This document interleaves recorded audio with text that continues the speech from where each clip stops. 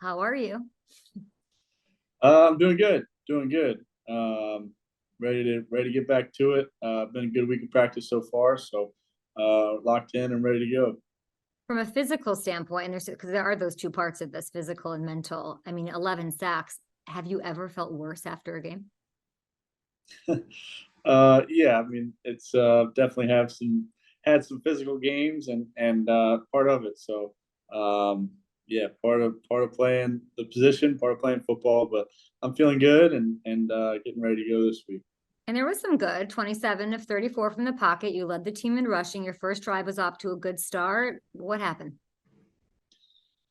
Uh, yeah, I mean, just not enough good. Obviously, we weren't consistent enough at any point. And then when you turn the ball over three times, it's going to be tough to win. So those were key plays, and obviously big mistakes on my part that I can't afford to let happen. So yeah, I think that that was a big difference in the game, and we've got to find I've certainly got to do that better and give us a chance to win. I got to tell you, and I know you block out the noise so you don't hear any of this, but it's fascinating. Things aren't going your way right now, but this New York fan base is so for you. They're really behind you. I want you to know that they're protecting the Appreciate home. it. I'm not saying it. They are. They're saying it. And that's very rare there. And it does not happen. What do you want your Giants fan base to know right now? um, well, I think we're obviously frustrated and we're not happy with how we've been playing, the results on the field, and that we take that obviously super seriously, and we're working as hard as we possibly can to get it right. We're confident we're going to get it right and get it back on the right track. So we got the guys to do it. We got the player, from the talent standpoint, we got it. We got the right type of guys from the character standpoint, and we believe in one another. We believe in what we're doing here. So we're going to get it right, and we're working like hell to do it. Well, we're going to flip the page here in a minute to this week. I know you've been working so hard focusing on that pretty much every second of the day, I can imagine. The you and Dable on the sideline thing, that was all over. The poor tablet, Daniel. What the hell did the tablet do to y'all? The tablet's fine. It wasn't. It was just a little flip. It wasn't much of a throw. That was all overblown. Okay, okay, so explain that. Because I'm fascinated by obviously what everybody saw, but that's like Dable how he is. But why is it overblown?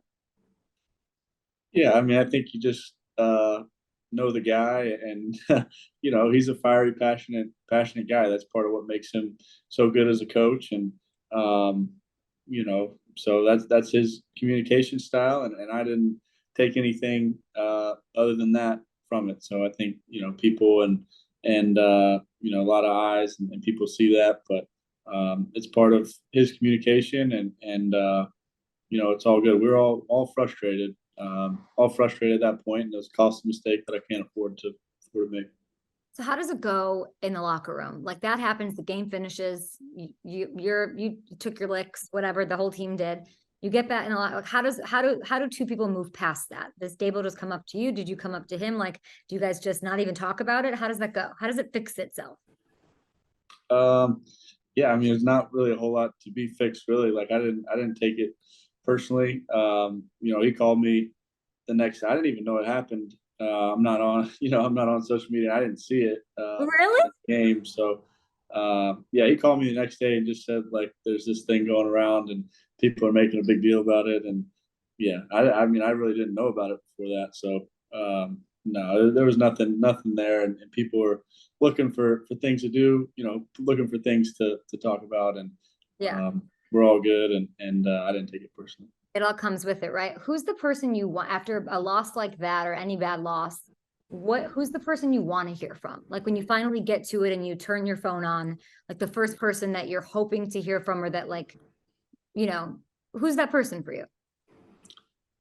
I don't know. Mostly my family. My mom and dad and family. I feel like they know me the best, giving me some good advice over the years. So probably that, and then some coaches from the past as well. But yeah, probably my family first. You hear from Eli this week? I did, yeah. Yeah, I Tell me did about figure it that. out. I think mainly just encouragement and you know obviously no one's happy with how we're playing um so just got to stay at it, keep working and get this thing going back in the right direction. Okay, so you got these Dolphins. They're 3-1. They're coming off a loss. You know they're hungry. They don't like the fact they lost to the Bills. They want to win. What specifically needs to click from the Daniel Jones vantage point offensively? Well, I think we've had some good drives to start the game, um, but we haven't finished those drives in the end zone. So I think that's a big part of it. We gotta execute and finish, early in the game. When we have those opportunities. So that's a big key for us certainly, and then just being consistent throughout the game with our execution, protecting the ball. I think that's a huge piece of it, especially when you're playing against an offense like the Dolphins, is protecting the ball and making sure we're doing everything we need to do from that standpoint. But we're excited. They're hungry. We're hungry too. So we're looking forward to it. What do you like about Tua and what he's doing? He's a great story too. Yeah, I think in the times I've seen him play, the film I've watched, I think he throws with great anticipation and plays with great timing and rhythm and knows where his guys are going to be. Throws it early before guys are out of breaks, and then gives them accurate throws they can catch and run with. So Never played yeah, him. You've never played him in the NFL. I think you were out, and then you never played him in college. You've never played Tua. I haven't. No. Cool. I'm excited about that. I'd be really excited if Saquon was playing. I know he's back at practice. How's he looking? He's looking good. He's looking good, working hard to get back. And Andrew Thomas, who I hope is the second coming of Trent Williams, how's he doing? A lot of pressure on Andrew Thomas.